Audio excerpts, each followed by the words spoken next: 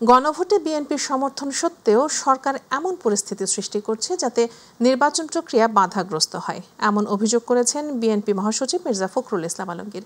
বিকেলে রাজধানীর পল্টনে জাতীয় বিপ্লব ও সংহতি দিবস উপলক্ষে আয়োজিত সমাবেশে তিনি এ অভিযোগ করেন। বলেন, বিএনপির বিরুদ্ধে কোনো ষড়যন্ত্র সফল হবে না। সমাবেশ শেষে নয়াপল্টন থেকে র্যালি বের হয়। মাহবুব সৈকত জানাচ্ছেন বিস্তারিত। জাতীয় বিপ্লব ও সংহতি দিবসের র্যালি। জাতীয় এবং দলীয় পতাকায় সুসজ্জিত হয়ে ঢাক ঢোল নিয়ে র্যালিতে অংশ নেন বিএনপির নেতাকর্মীরা। বিপ্লব এবং সংহতি দিবসে আমরা শহীদ রাষ্ট্রপতি জিয়াউর রহমানকে শ্রদ্ধার সাথে স্মরণ করি।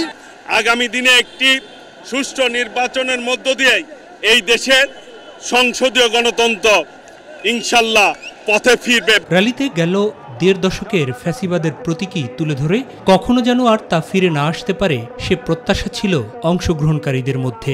আমরা চাই আগামী দিনে কোনোভাবে কোনো স্বৈরাচার যাতে ফিরে আসতে না পারে।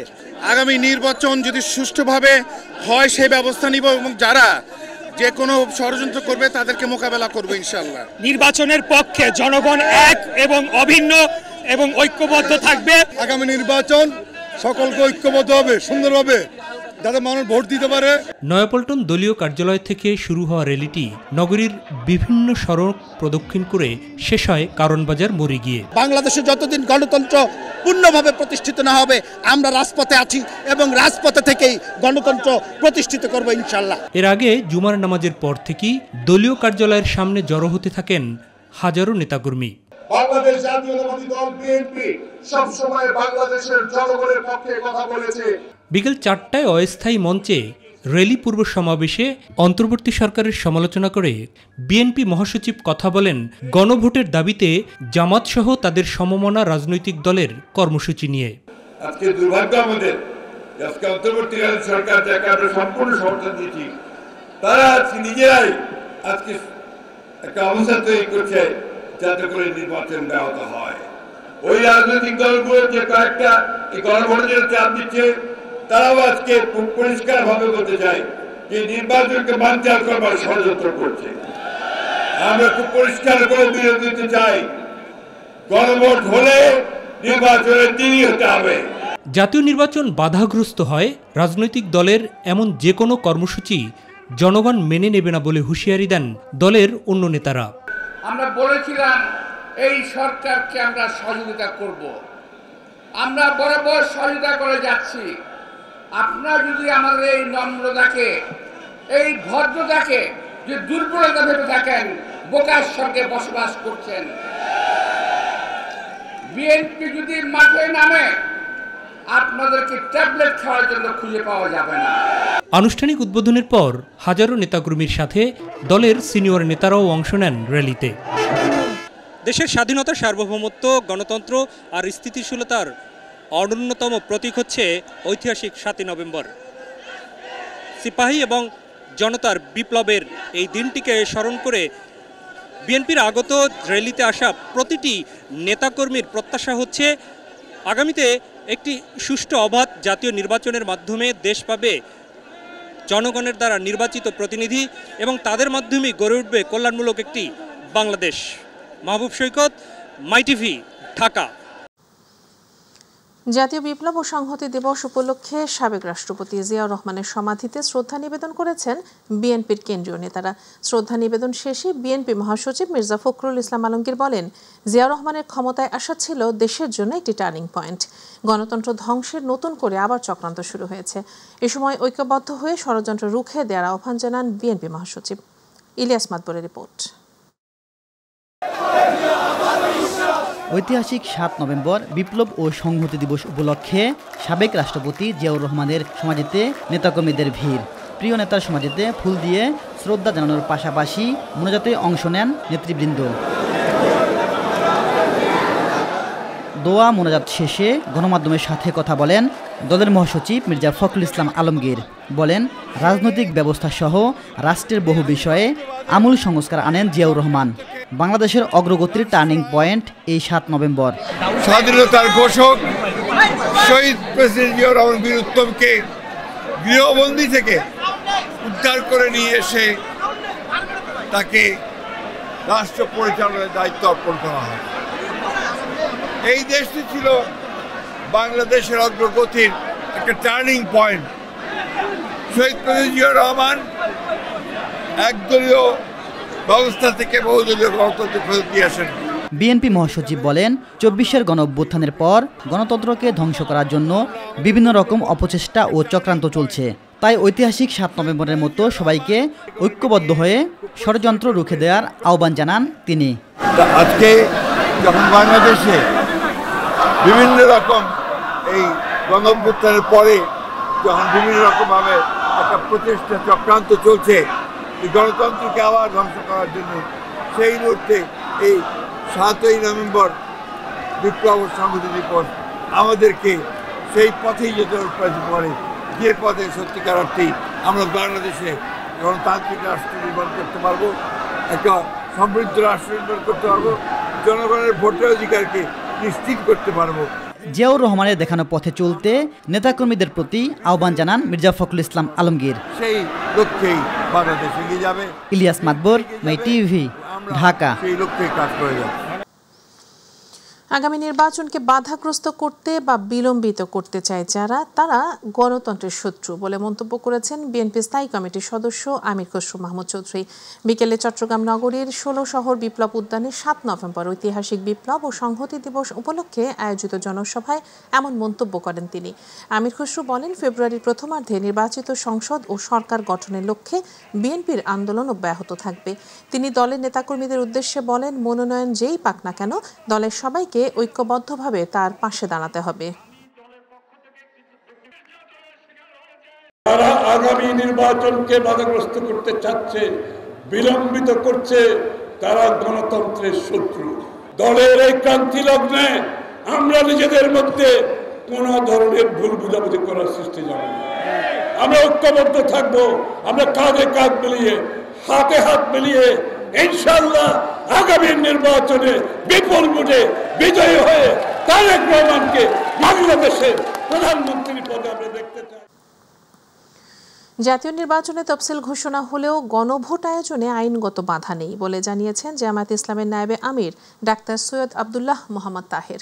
রাজধানী পুরানা পল্টনে ঢাকা মহানগর দক্ষিণ জামায়াতের কার্যালয়ে জাতীয় বিপ্লব ও সংহতি দিবসের আলোচনা সভায় তিনি একথা বলেন। ডাক্তার তাহের বলেন, আগামী নির্বাচনে জনগণ দুর্নীতি ও চাঁদাবাজ মুক্ত দলকে ভোট দেবে। জাহিদ আহমেদ বাবু জানাচ্ছেন বিস্তারিত। ৭ নভেম্বর জাতীয় বিপ্লব ও সংহতি দিবস উপলক্ষে আয়োজিত আলোচনা সভায় জামায়াতে ইসলামী নায়েবে আমির ডাক্তার সৈয়দ আব্দুল্লাহ মোহাম্মদ তাহের কথা বলেন বিএনপির প্রতিষ্ঠাতা জিয়াউর রহমানের জনপ্রিয়তা প্রসঙ্গে। তৎকালীন অত্যন্ত জনপ্রিয় নেতা শহীদ প্রেসিডেন্ট জিয়াউর রহমান, আমি অত্যন্ত গভীর শ্রদ্ধার সাথে আজকে তাকে স্মরণ করছি। এ সময় জাতীয় নির্বাচনের তফসিল ঘোষণা হওয়ায় গণভোট আয়োজনে আইনগত কোনো বাধা নেই বলে জানান ডাক্তার আব্দুল্লাহ মোহাম্মদ তাহের। তফসিল ঘোষণা হইলেও জাতীয় নির্বাচনের গণভোট আলাদা জিনিস হইতে কথা আইনগত বাধা নাই। আমরা ফেব্রুয়ারিতে নির্বাচন চাই, আমরা তার আগে গণভোট চাই, কারণ মানুষ জানুক তারা কোনটাকে হা বলেছে কোনটাকে না বলেছে। এই নির্ধারিত হয়ে যাক হা পাস না পাস। যদি না পাস হয় আমাদের কোনো আপত্তি নেই। জনগণ যদি সংস্কার না চায়, দেশের মানুষ গণতন্ত্র ও পরিবর্তন চাই উল্লেখ করে আগামী নির্বাচনে জনগণ দুর্নীতি ও চাঁদাবাজ মুক্ত দলকেই ভোট দেবে বলে আশাবাদ ব্যক্ত করেন তিনি। গণভোট যদি জাতীয় নির্বাচন আগে হয় তাহলে 80% লোক রিফর্ম সংস্কারের পক্ষে ভোট দিবে। এদিকে সংসদীয় ঢাকা ৮ আসনের বাংলাদেশ জামাতি ইসলামী মনোনীত সংসদ সদস্য প্রার্থী অ্যাডভোকেট ডক্টর হেলাল উদ্দিনের সমর্থনে রাজধানীতে অনুষ্ঠিত হয় এক মোটর শোভাযাত্রা। আর কোনো চাঁদাবাজি চলবে না, টেন্ডারবাজি চলবে না, দুর্নীতি চলবে না। বাংলাদেশ উন্নয়নের পথে এগিয়ে যাবে। এই জন্য আমরা চাই ন্যায় ইনসাফের মার্কা দাঁড়িপাল্লা প্রতীককে জনগণ সবাই ভোট দিবেন। অপরদিকে নগরীর কারণ বাজার এলাকায় ঢাকা ১২ আসনের সংসদ সদস্য প্রার্থী সাইফুল আলম খান মিলনের সমর্থক গোষ্ঠীর উদ্যোগে অনুষ্ঠিত হয় এক ব্যবসায়ী সমাবেশ। জাহিদ আহমেদ বাবু, মাই টিভি, ঢাকা। তরুণরাই আগামীর বাংলাদেশ গড়তে গুরুত্বপূর্ণ ভূমিকা পালন করবে বলে মন্তব্য করেছেন জামায়াত ইসলামের আমির ডাক্তার শফিকুর রহমান। সকালে বাংলাদেশ চীন মৈত্রী সম্মেলন কেন্দ্রে ছাত্র শিবির আয়োজিত ডাকসুর নির্বাচিত প্রতিনিধিদের সংবর্ধনা অনুষ্ঠানে কথা বলেন তিনি। অনুষ্ঠানে নায়েবে আমির ডাক্তার সৈয়দ আব্দুল্লাহ মোহাম্মদ তাহের বলেন, আগামী নির্বাচনে দেশে মিরাকেল ঘটতে পারে। রিপোর্ট করছেন আতিকুর রহমান তিতাস। বাংলাদেশ চীন মৈত্রী সম্মেলন কেন্দ্রে ছাত্র শিবির আয়োজিত ডাকসুর নির্বাচিত প্রতিনিধিদের সংবর্ধনা অনুষ্ঠানে যোগ দেন জামায়াত ইসলামের শীর্ষ নেতৃবৃন্দ। অনুষ্ঠানে ডাকসুর ভিপি সাদিক কায়েম বলেন, নতুন বাংলাদেশে মুক্তিযুদ্ধ ও জুলাই ব্যবসা চলবে না। এ সময় সংস্কার প্রস্তাবে ভেটো দিলে তাদের পরিণতি ফ্যাসিস্টদের থেকেও খারাপ হবে বলে হুঁশিয়ারি দেন তিনি। মাসল পলিটিক্স চলবে না, চাঁদাবাজির রাজনীতি চলবে না, টেন্ডারবাজির রাজনীতি চলবে না, নতুন বাংলাদেশে ফাও কাওয়ার রাজনীতি চলবে না। যারা ফেসিবাদী রাজনীতি, সে দিল্লির বয়ান, ফেসিবাদী বয়ান, মুজিববাদী যে বয়ান আছে, সে বয়ান যারা আবার ফিরে নিয়ে আসতে চাইবে, বাংলাদেশে ফেসিবাদের যে পরিণতি হয়েছিল তার চাইতে খারাপ পরিণতি আপনাদের হবে। এ সময় জামায়াত ইসলামের নায়েবে আমির ডক্টর সৈয়দ আব্দুল্লাহ মোহাম্মদ তাহের বলেন, আগামী নির্বাচনে দেশে মিরাকেল ঘটতে পারে। আশা করছি বিশ্ববিদ্যালয়ের যে রিফ্লেকশন, এটাই বাংলাদেশ হবে এবং আগামী নির্বাচনে তারই প্রভাবে আর একটি মিরাকল হতে পারে, আমরা এটা দৃঢ়ভাবে বিশ্বাস করি। এ সময় প্রধান অতিথির বক্তব্যে জামায়াত ইসলামের আমির ডাক্তার শফিকুর রহমান বলেন, তরুণরাই আগামীর বাংলাদেশ গড়তে গুরুত্বপূর্ণ ভূমিকা পালন করবে। একটা পর্বত প্রমাণ, একটা হস্তিকে তোমরা এই সমাজ থেকে তাড়াতে পেরেছ, তোমাদের নেতৃত্বেই সেটা সফল হয়েছে। তোমাদের নেতৃত্বে ইনশাআল্লাহ আগামীর নতুন বাংলাদেশ, বেটার বাংলাদেশ গড়ে উঠবে, এটা আমাদের প্রত্যাশা। যে দুর্বার আন্দোলনের মধ্য দিয়ে পর্বত সমান হস্তিকে দেশ থেকে তাড়িয়েছে তরুণ প্রজন্ম, আগামীর বাংলাদেশের নেতৃত্ব দিতে তাদেরকেই প্রস্তুতি নেওয়ার আহ্বান জানান ডাক্তার শফিকুর রহমান। ভবিষ্যতের বৃহৎ নেতৃত্বের জন্য নিজেকে তৈরি করো। তোমাদের হাতে নেতৃত্ব তুলে দিয়ে আমরা পিছন থেকে তোমাদেরকে শক্তি যোগাতে চাই। আতিকুর রহমান তিতাস, মাই টিভি। আসসালামু আলাইকুম ওয়া রাহমাতুল্লাহ। জুলাই সনদ বাস্তবায়ন আদেশ প্রধান উপদেষ্টা ডক্টর মোহাম্মদ ইউনূসকেই দিতে হবে বলে জানিয়েছেন জাতীয় নাগরিক পার্টির আহ্বায়ক নাহিদ ইসলাম। তিনি জানান, এই সনদে কোনো নোট অব ডিসেন্ট থাকতে পারবে না। বাংলা একাডেমির কবি শামসুর রহমান সম্মেলন কক্ষে ইউনিভার্সিটি টিচার্স ফোরাম ইউটিএফ এর আত্মপ্রকাশ অনুষ্ঠানে এসব কথা জানান নাহিদ। জুলাই সনদের আইনি ভিত্তির মধ্য দিয়ে দ্রুত নির্বাচনের দিকে এগিয়ে যাবে সরকার বলেও প্রত্যাশা করেন এনসিপির এই শীর্ষ নেতা। জুলাই সনদের এই অর্ডারটা ডক্টর মোহাম্মদ ইউনূসকে দিতে হবেন গণ অভ্যুত্থানের জায়গা থেকে, এবং জুলাই সনদের নোট অফ ডিসেন্ট বলে কিছু থাকবে না। আমরা যা ঐক্যমত হয়েছে সেটা জনগণ বাকিটা ঠিক করবে, জনগণ যদি বলে সেগুলাই বাস্তবায়িত হবে। সেই সকল বিবেচনায় আমরা আশা করি খুব দ্রুত সময়ের মধ্যে জুলাই সনদের আইনি ভিত্তির মাধ্যমে আমরা নির্বাচনের দিকে যাব। দেশে এখনো পুরোপুরি নির্বাচনের পরিবেশ তৈরি হয়নি বলে মন্তব্য করেছেন গণসংহতি আন্দোলনের প্রধান সমন্বয়কারী জুনায়েদ সাকি। এ ব্যাপারে সরকারকে আরও উদ্যোগী হওয়ার আহ্বান জানিয়েছেন তিনি। সকালে রাজধানীর আজিমপুর কবরস্থানে গণসংহতি আন্দোলনের সাবেক নেতা আরিফুল ইসলামের কবরে শ্রদ্ধা নিবেদন শেষে এসব কথা বলেন জুনায়েদ সাকি। একটি গোষ্ঠী নির্বাচনকে বানচাল করতে চাচ্ছে উল্লেখ করে তিনি বলেন, ৩০০ আসনে প্রার্থী চূড়ান্তের কাজ করছে গণসংহতি আন্দোলন।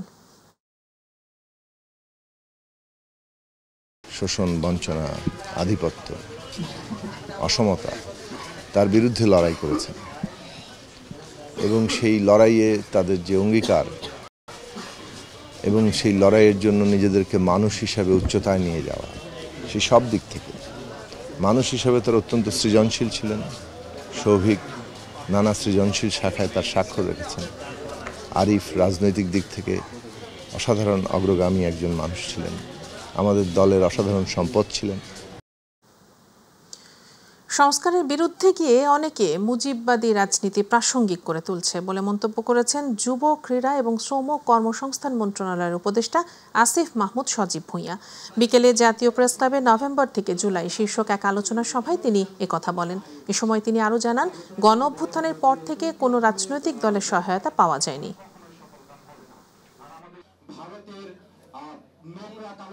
কেউ দেখলাম আমরা রিঅ্যাকশনারি পলিটিক্সে ঢুকে গেল এবং এই রিঅ্যাকশনারি পলিটিক্সে ঢোকার মাধ্যমে তারা মুজিববাদী রাজনীতিকে আবার প্রাসঙ্গিক করে তুলল। জনপ্রিয় একটা শব্দ নতুন রাজনৈতিক বন্দোবস্ত। আমরা এখনো জানি না যে আসলে নতুন রাজনৈতিক বন্দোবস্তটা কি। কিছু পপুলিস্ট কার্যক্রম করলেই তো নতুন রাজনৈতিক বন্দোবস্ত হয়ে যায় না। এটার রূপরেখাটা কি, এটার কোনো রিটার্ন ফর্ম কি আছে এখন পর্যন্ত, বা যারা নতুন রাজনৈতিক বন্দোবস্তের রাজনীতি করছেন বা নির্মাণ করার চেষ্টা করছেন তারা কি এটা দিতে পেরেছেন কিনা? বর্তমান সরকারই নির্বাচনী সরকার হিসেবে কাজ করবে জানিয়ে প্রধান উপদেষ্টা প্রেস সচিব শফিকুল আলম বলেছেন, ফেব্রুয়ারিতেই নির্বাচন হবে, যা ঠেকানোর সাধ্য কারও নেই। সকালে নেত্রকোনায় জুলাই স্মৃতিস্তম্ভে পুষ্পস্তবক অর্পণ শেষে সার্কিট হাউস মিলনায়তনে সাংবাদিকদের প্রশ্নের জবাবে তিনি কথা বলেন। প্রেস সচিব আরও বলেন, যারা এখনও নির্বাচন নিয়ে বিভ্রান্তিকর বক্তব্য দিচ্ছে এবং নির্বাচন ঠেকানোর চেষ্টা করছে তারা স্বৈরাচারের দোসর। বলেন, পতিত সরকারের আমলের কিছু সুবিধাভোগীরা নির্বাচন নিয়ে বিভ্রান্তি ছড়াচ্ছে। যে তারা হচ্ছেন এই পতিত স্বৈরাচারের দোসর ছিলেন। মব ভায়োলেন্স যে কয়টা হয়েছে বাংলাদেশে, মব ভায়োলেন্স অনেক আগের থেকেই ছিল। এই পোস্ট জুলাইয়ের পরেও কিছু মব ভায়োলেন্স হয়েছে, আমরা অস্বীকার করছি না, কিন্তু আমরা মনে করি এটা এখন খুবই কন্ট্রোলে এসে গিয়েছে। আমরা সেরকম কোনো সাইন দেখছি না। চট্টগ্রাম ৮ আসনে বিএনপি মনোনীত প্রার্থী এরশাদুল্লাহ গণসংযোগে গুলিতে নিহত সরোয়ার বাবলার কিলিং মিশনে সরাসরি জড়িত 2 আসামিকে গ্রেপ্তার করেছে র্যাব ৭। র্যাব জানায়, হত্যাকাণ্ডের ৩৫ ঘণ্টার মধ্যে নগরীর চাঁদগাঁও আজিমপুর এলাকা থেকে আলাউদ্দিন ও হেলাল নামে 2 জনকে গ্রেপ্তার করা হয়। তারা নগরীর শীর্ষ সন্ত্রাসী ছোট সাজ্জাদের গ্রুপের সক্রিয় সদস্য। বুধবার বায়েজিদ এলাকায় নির্বাচনী প্রচারণায় লিফলেট বিতরণের সময় গুলিতে নিহত হন বাবলা। এ ঘটনায় এরশাদুল্লাহ সহ আরও 2 জন আহত হন। এদিকে একই দিনে রাউজানে 5 জন গুলিবিদ্ধর ঘটনায় মূল আসামি ইশতিয়াক চৌধুরী অভিসহ 3 জনকে গ্রেপ্তার করেছে র্যাব। সুমন, ইসমাইল, খুরশেদ ও সোহেল এই 4 জন ব্যক্তিকে দুর্বৃত্ত কর্তৃক গুলি করা হয়। উক্ত ঘটনার প্রেক্ষিতে ভিকটিমদের কাছ থেকে আমরা তথ্য সংগ্রহ করি এবং তাদের জবানবন্দি থেকে প্রাপ্ত তথ্যের উপর ভিত্তি করে প্রধান আসামি ইশতিয়াক চৌধুরী সহ জ্যাকি ও জনি নামে আরও 2 জনকে, মোট 3 জনকে আমরা একটি বিদেশি পিস্তল, একটি ম্যাগাজিন ও 4 রাউন্ড তাজা অ্যামুনেশন সহ গতকাল রাত্রে গ্রেপ্তার করতে সক্ষম হয়েছি। ফরিদপুরের বোয়ালমারীতে বিএনপির 2 গ্রুপের সংঘর্ষে ভাঙচুর ও অগ্নিসংযোগের ঘটনা ঘটেছে। বিকেলে জাতীয় বিপ্লব ও সংহতি দিবস উপলক্ষে কর্মসূচি পালনকে কেন্দ্র করে খন্দকার নাসিরুল ইসলাম ও শামসুদ্দিন মিয়া ঝুনু সমর্থিত 2 পক্ষের মধ্যে উত্তেজনা দেখা দেয়। পরে উভয় পক্ষের কর্মী সমর্থকদের মধ্যে ধাওয়া পাল্টা ধাওয়া ও সংঘর্ষ শুরু হয়ে যায়। খন্দকার নাসিরুল ইসলামের অনুসারীরা প্রতিপক্ষের কার্যালয়ে হামলা চালিয়ে ভাঙচুর ও অগ্নিসংযোগ করে। এ সময় আশপাশের বেশ কয়েকটি দোকান ও মোটরসাইকেলেও আগুন ধরিয়ে দেওয়া হয়। পরে সেনাবাহিনী ও পুলিশ যৌথভাবে অভিযান চালিয়ে পরিস্থিতি নিয়ন্ত্রণে আনে।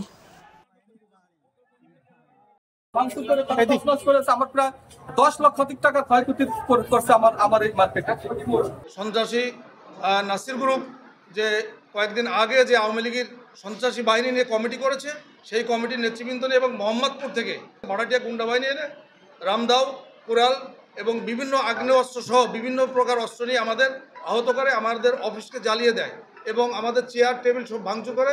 আমাদের সাংবাদিক ভাই সহ বিভিন্ন মোটরসাইকেল, 30টা মোটরসাইকেল পুড়িয়ে দেয়। দেশে 24 ঘন্টায় ডেঙ্গু আক্রান্ত হয়ে কারো মৃত্যু হয়নি। এ সময়ে দেশে 488 জন ডেঙ্গু রোগী হাসপাতালে ভর্তি হয়েছেন। আজ শুক্রবার স্বাস্থ্য অধিদপ্তরের হেলথ ইমার্জেন্সি অপারেশন সেন্টার ও কন্ট্রোল রুম থেকে পাঠানো ডেঙ্গু বিষয়ক এক সংবাদ বিজ্ঞপ্তিতে এসব তথ্য জানানো হয়।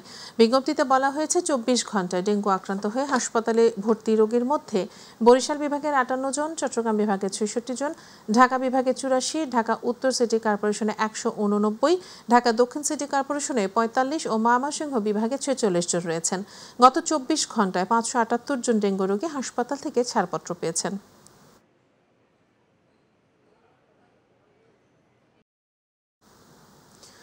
হঠাৎ পেঁয়াজের দাম কেজি প্রতি 30 থেকে 50 টাকা বাড়ায় বিপাকে নিম্ন মধ্যবিত্তরা। গত সপ্তাহেও দাম কেজি প্রতি ছিল 70 থেকে 80 টাকা। তাহলেও চলতি সপ্তাহে তা আরও বেড়ে 100 থেকে 120 টাকা কেজি দরে বিক্রি হচ্ছে। এদিকে মাছ মাংসের দাম স্থিতিশীল থাকলেও কিছুটা ঊর্ধ্বগতি শীতকালীন সবজির দামে। সরবরাহ বাড়লেও টমেটো, পটল, লাউ সহ অধিকাংশ সবজির দাম এখনও বাড়তি। আজকের বাজার দর জানাচ্ছেন মিফতা গালিব। শীত আসন্ন, প্রভাব পড়তে শুরু করেছে রাজধানীর কাঁচা বাজারগুলোতে।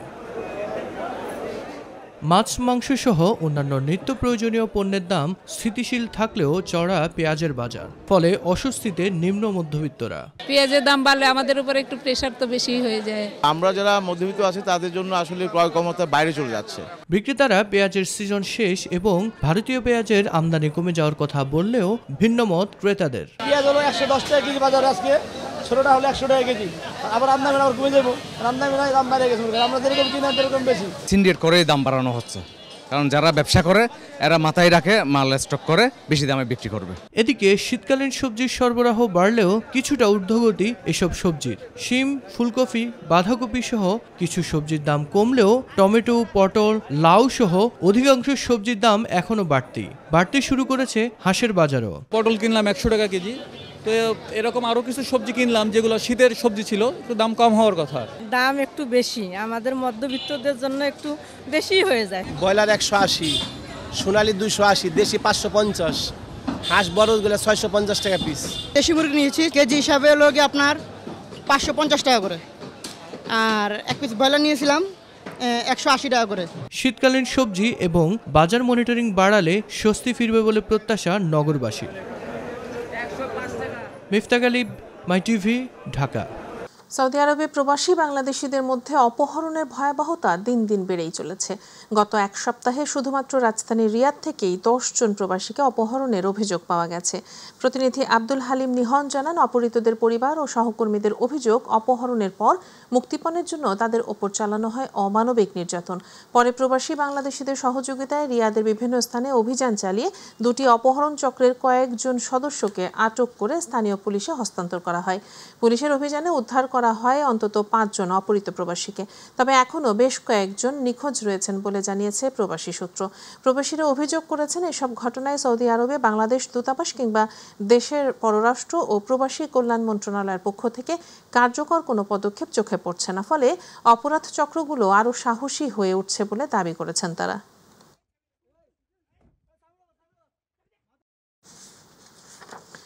মালয়েশিয়ায় অসুস্থ এক বাংলাদেশি প্রবাসীর পরিচয় শনাক্ত করার আহ্বান জানিয়েছে কুয়ালালামপুরস্থ বাংলাদেশ হাইকমিশন। প্রতিনিধি আশরাফুল মামুন জানান, গতকাল দূতাবাস থেকে এক প্রেস বিজ্ঞপ্তির মাধ্যমে এ তথ্য জানানো হয়েছে। বিজ্ঞপ্তিতে বলা হয়, গত 31 অক্টোবর হাইকমিশনের প্রধান ফটকের সামনে এক বাংলাদেশিকে অচেতন ও অসুস্থ অবস্থায় পাওয়া যায়। তার সঙ্গে কোনো পরিচয়পত্র বা মোবাইল ফোন ছিল না। পরে হাইকমিশনের উদ্যোগে তাকে দ্রুত কুয়ালালামপুর হাসপাতালে ভর্তি করা হয়। বর্তমানে তিনি সেখানে চিকিৎসাধীন রয়েছেন। হাসপাতালের দায়িত্বপ্রাপ্ত চিকিৎসকদের বরাত দিয়ে হাইকমিশন জানিয়েছে, ওই ব্যক্তি মানসিকভাবে অসুস্থ এবং এখনও স্বাভাবিকভাবে কথা বলতে পারছেন না। নিজের নাম কিংবা পরিচয় জানাতে পারেননি। তার হাত ও পায়ে আঘাতে চিকিৎসা চলছে। হাইকমিশনের পক্ষ থেকে বলা হয়, চিকিৎসার অগ্রগতি সম্পর্কে নিয়মিতভাবে হাসপাতাল ও চিকিৎসকের সঙ্গে যোগাযোগ রাখা হচ্ছে।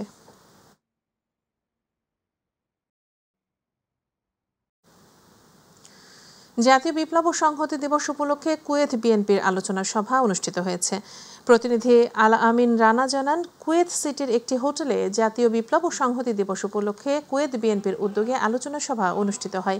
এ সময় কুয়েত বিএনপির সাবেক সহ সভাপতি মোহাম্মদ মাইন উদ্দিনের সভাপতিত্বে এবং সাবেক যুগ্ম সাধারণ সম্পাদক আক্তারুজ্জামান মোহাম্মদ শামসের সঞ্চালনায় অনুষ্ঠানে প্রধান অতিথি ছিলেন কুয়েত বিএনপির কেন্দ্রীয় কমিটির সাবেক সহ সভাপতি শোয়েব আহমেদ। এছাড়াও বক্তব্য রাখেন সাবেক সিনিয়র যুগ্ম সাধারণ সম্পাদক এম ওয়ালি উল্লাহ অলি, জাফর ইকবাল পলাশ, কোরবান আলী সহ আরও অনেকে।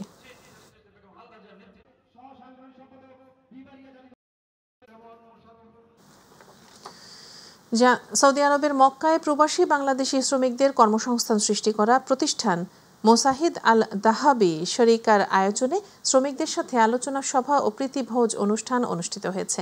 প্রতিনিধি এম সাইফুল ইসলাম জানান, প্রবাসীদের বেকার সমস্যা দূরীকরণে ভূমিকা রাখা বিভিন্ন প্রকল্পের মধ্যে বাংলাদেশি প্রবাসী শ্রমিকদের কর্মসংস্থানের সুযোগ সহ হজ ও ওমরাহ পালনে বিভিন্ন দেশ থেকে আসা হাজিদের আবাসিক হোটেল সেবা দেয়া যাচ্ছে। এরই ধারাবাহিকতায় শ্রমিকদের বেতন ভাতা বোনাস প্রদান শেষে আলোচনা সভা ও প্রীতিভোজের আয়োজন করা হয়। মাওলানা জামিল আহমেদের কোরআন তেলাওয়াতের মধ্য দিয়ে শুরু হওয়া আলোচনা সভায় মোস্তাফিজ আহমেদের উপস্থাপনায় প্রধান অতিথি ছিলেন কোম্পানির প্রধান উপদেষ্টা সামির আল শরীফ। প্রধান বক্তা ছিলেন প্রতিষ্ঠানের চেয়ারম্যান সুলাইমান লিটন। বিশেষ অতিথি ছিলেন Haji Kawsar, civil engineer Iqbal Hossain, Diamond Jewel সহ আরও অনেকে।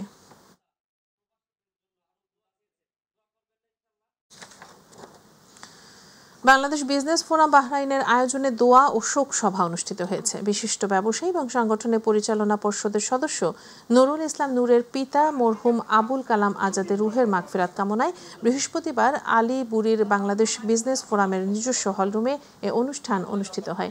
প্রতিনিধি সাইফুল ইসলাম সাইফ জানান, পবিত্র কোরআন তেলাওয়াতের মধ্য দিয়ে দোয়া মাহফিলের সূচনা করেন ইয়াসিনুর রহমান। অনুষ্ঠানে সভাপতিত্ব করেন ফোরামের সভাপতি আইনুল হক সরকার এবং সঞ্চালনায় ছিলেন সাংগঠনিক সম্পাদক আক্তারুজ্জামান সরকার। এ সময় সংগঠনের সিনিয়র সহসভাপতি মকবুল আহমেদ, উপদেষ্টা মোহাম্মদ মহিউদ্দিন ও কামাল আহমেদ, সাধারণ সম্পাদক মোহাম্মদ জসিমউদ্দিন, যুগ্ম সম্পাদক মিজানুর রহমান সহ ফোরামের নেতৃবৃন্দ উপস্থিত ছিলেন। অনুষ্ঠান শেষে মরহুমের আত্মার মাগফিরাত কামনায় বিশেষ দোয়া ও মোনাজাত পরিচালনা করেন মাওলানা মনিরুল হক।